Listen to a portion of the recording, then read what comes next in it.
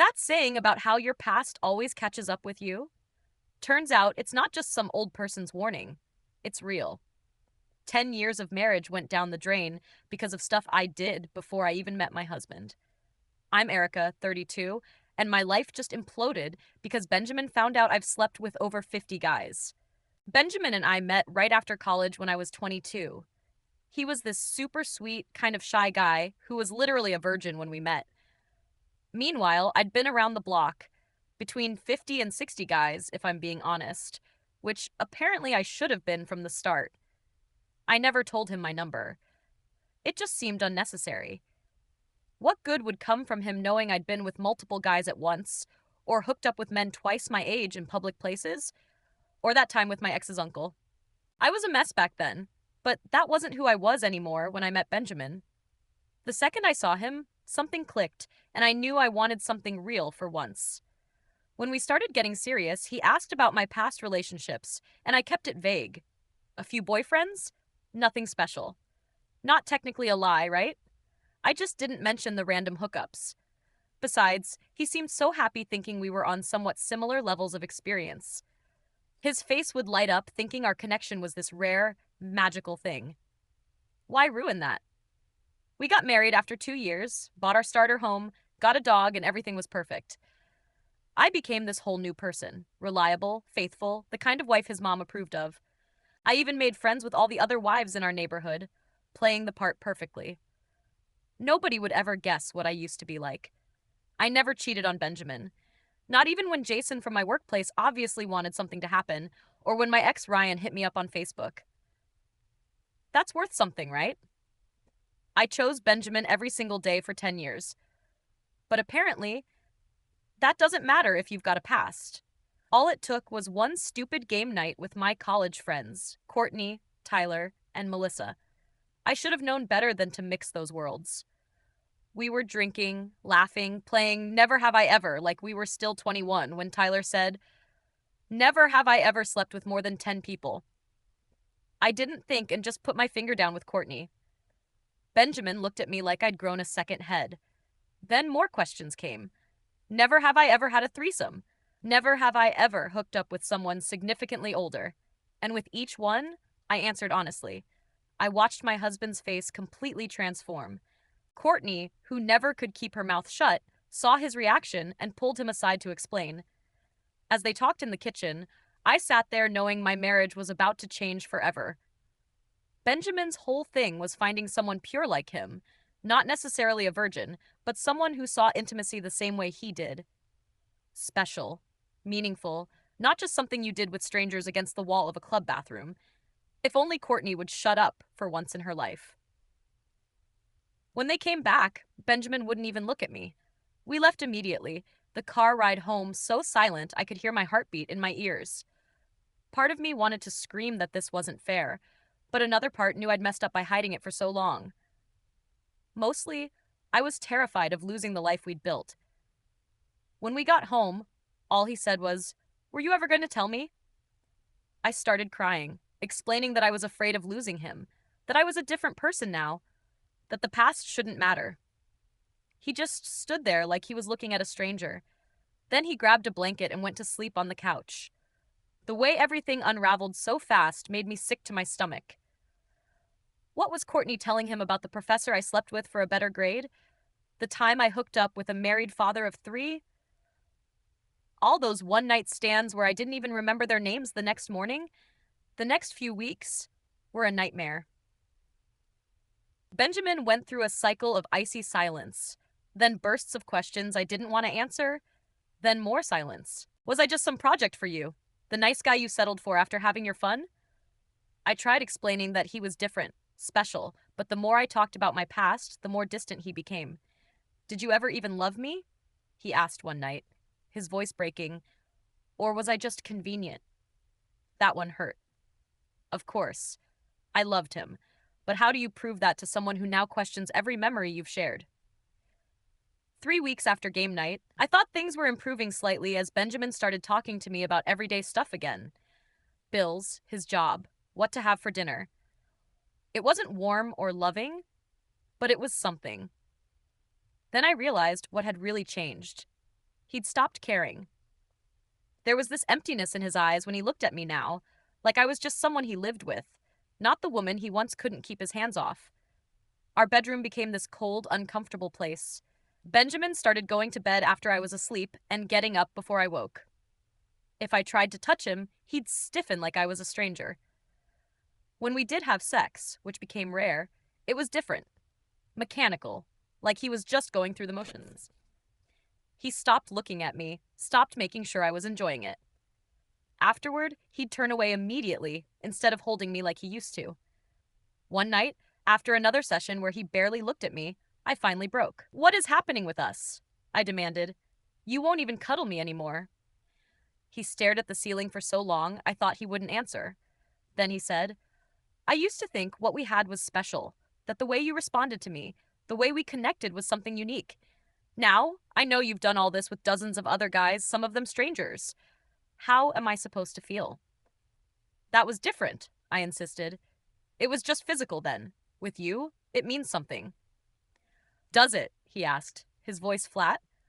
"Or am I just the guy you settled for when you decided to change your image?" I started noticing other changes too. Benjamin began working late or spending weekends helping a friend with a project. He installed a password on his phone. The irony wasn't lost on me. Now he was the one with secrets. I wanted to confront him, but what right did I have? I'd hidden things for years.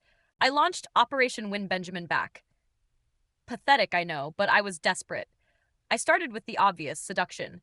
I bought new lingerie, planned a fancy dinner, put on his favorite playlist. He came home to candles, wine, and me wearing practically nothing. For a second, I saw desire flash in his eyes before he shut it down. "What's all this?" he asked, his voice carefully neutral. "I thought we could have a special night," I said, trying to sound confident while dying inside. "Just us." He looked around at my efforts, then back at me. "Special," he repeated like the word tasted bitter. "Like just us and the ghosts of 60 other men." I felt like he'd slapped me. "You know what's really unfair? I can't even look at you without wondering if every move, every sound you make is something you perfected with someone else first. If anything about us was ever really ours." He slept in the guest room that night. I sobbed into my pillow, humiliated and heartbroken. But I didn't give up. I tried a new approach, acting like everything was normal. I chatted about work, made his favorite meals, asked about his day, all while ignoring the elephant in the room. That strategy lasted about a week before Benjamin called me out. "What are you doing, Erica?" he asked one night. "Why are you acting like nothing happened?" Nothing was working.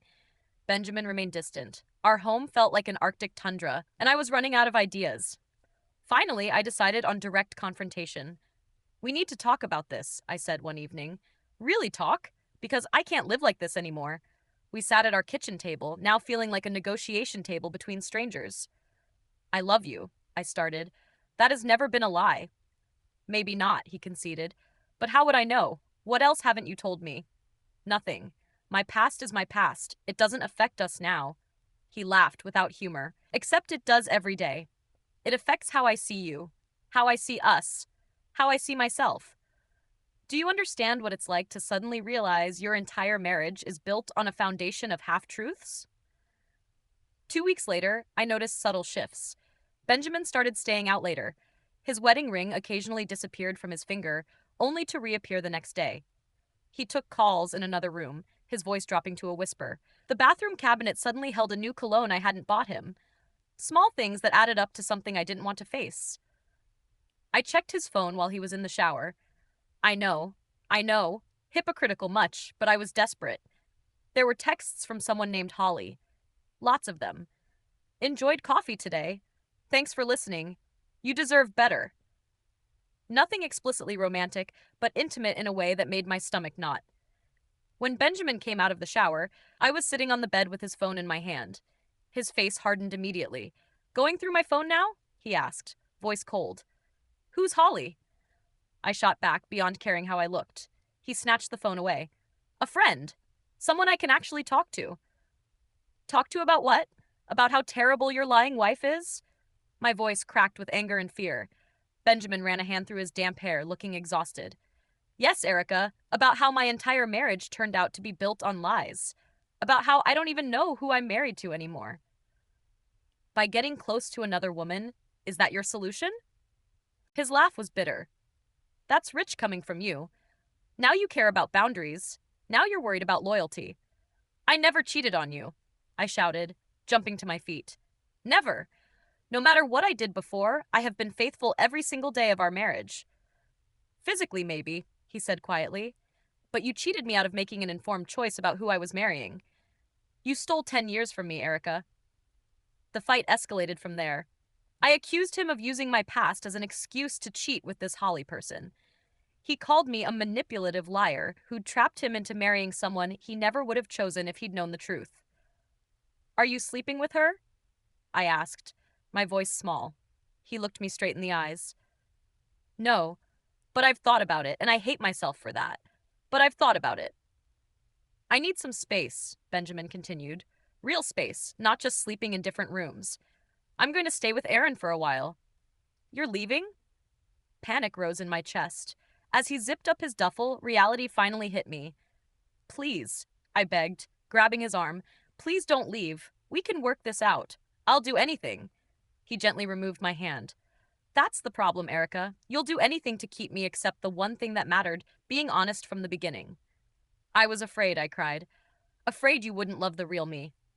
He looked at me sadly. I never got the chance to try, did I? Then he was gone, the front door clicking shut behind him. Benjamin was gone for 2 weeks, the longest 2 weeks of my life. I called, texted, emailed, mostly silence in return. I tried everything.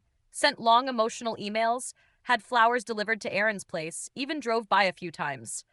Once I saw him getting into his car with a woman I assumed was Holly. They were laughing about something. I hadn't seen Benjamin laugh in months. I called Melissa hoping for support, but she was surprisingly cold. What did you expect? She asked. You built your relationship on a lie. After 2 weeks of silence, Benjamin finally texted, We need to talk. I'll come by tomorrow at 7. When I opened the door, the sight of him hit me like a physical blow. He looked different, more centered, more certain. I've been doing a lot of thinking, he started, his voice steady, about us, about what happened, about what I want going forward. I talked to a therapist. She helped me understand some things about why your past hit me so hard, about what it means for us. And? I could barely get the word out. Benjamin looked directly at me, his gaze unflinching. I can't do this anymore, Erica. I want a divorce. The world tilted sideways. Benjamin, please. He held up a hand. Let me finish. It's not just about the number of men you've been with. It's about the deception. For 10 years, you let me believe something that wasn't true. You watched me build a life with you based on false information. That's not something I can get past. People change, I cried desperately. The person who did those things, who slept with all those men, that's not who I am now. If that were true, he said quietly, you would have told me yourself. The fact that it took a drunken game and an old friend to reveal the truth tells me everything I need to know about who you still are.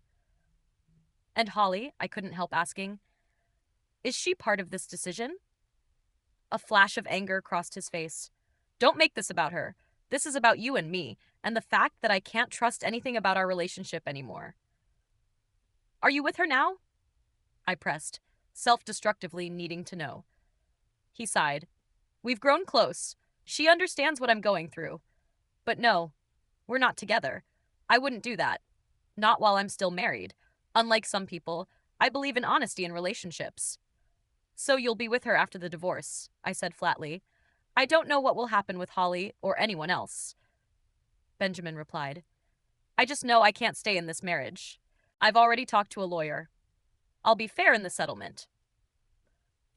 How generous. You get to walk away with your conscience clear while I'm the villain who ruined everything. His expression hardened. Is that really how you see this? After lying to me for our entire relationship, you still think you're the victim? Benjamin moved toward the door. My lawyer will contact yours. I hope we can keep this civil. That's it?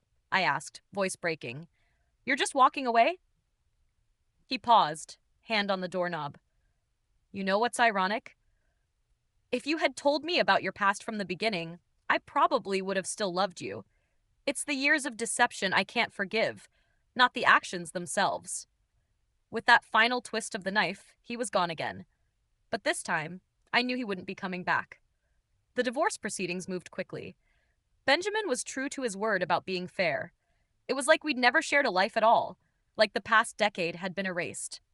I moved into a small apartment across town, took a transfer at work, and tried to rebuild. But starting over at 32 is harder than starting fresh at 22. I'd grown used to being Benjamin's wife. Now I was just Erica, the real Erica, with no more masks to hide behind. 6 months after our divorce was finalized, I saw them together at the grocery store. Benjamin and Holly, shopping for dinner ingredients, moving together with the easy familiarity of a couple who fit. He looked happy, genuinely happy, not the forced contentment he'd maintained during our last years together. I abandoned my half-filled cart and fled to my car, where I broke down completely, realizing the magnitude of what I'd lost. Benjamin had moved on. He'd found someone he could trust, someone who gave him what I never could: honesty from the beginning. The worst part came 3 months later when I ran into Melissa at a coffee shop. She mentioned that Benjamin and Holly were engaged. "They're perfect together," she said. "So authentic, you know? No games, no secrets. It's refreshing." Each word was a dagger, but the final blow came when she added, casually stirring her latte, "Plus, she's pregnant. They're due in January." I spiraled after that, falling back into old patterns. One night, drunk and self-destructive, I texted Benjamin, "Congratulations on the baby. Guess you found someone worthy of starting a family with." His response came the next morning. "Erica, please get help. I don't want this for you. We both deserve peace." That kindness broke something in me that anger couldn't reach, and I realized I was punishing myself for losing him by becoming the person I tried so hard to leave behind. That text was my rock bottom. The next day, I called a therapist and started the painful process of facing who I really was: someone who had made mistakes, hurt others, and lied to protect herself. Someone who needed to learn honesty, not just with others, but with herself. It's been a year since then. I'd like to say I'm completely healed, but that would be another lie. The truth is, I still feel the ache of what could have been if I'd just been brave enough to be honest from the start. Benjamin and Holly had their baby, a little boy, a perfect little family built on trust and honesty, the life I could have had if I'd been a different kind of person. I'm dating again, cautiously, being upfront about my past from the beginning. The good, the bad, the ugly. It's terrifying, but also freeing. Some men walk away when they learn about my history, but better to lose them on my terms, with the truth out in the open, than to build another relationship on lies that will eventually implode. I see now that it was never about the number of men I'd slept with. It was about the decade of deception, the foundation of lies our marriage was built on. Benjamin could have accepted my past if I'd given him the chance. What he couldn't accept was discovering that the woman he'd loved for 10 years had never fully existed. So here I am, starting over, trying to build an authentic life. No more masks, no more convenient omissions, no more running from my past. It's not the life I planned, but it's real. And after a lifetime of pretending, maybe that's what I needed all along.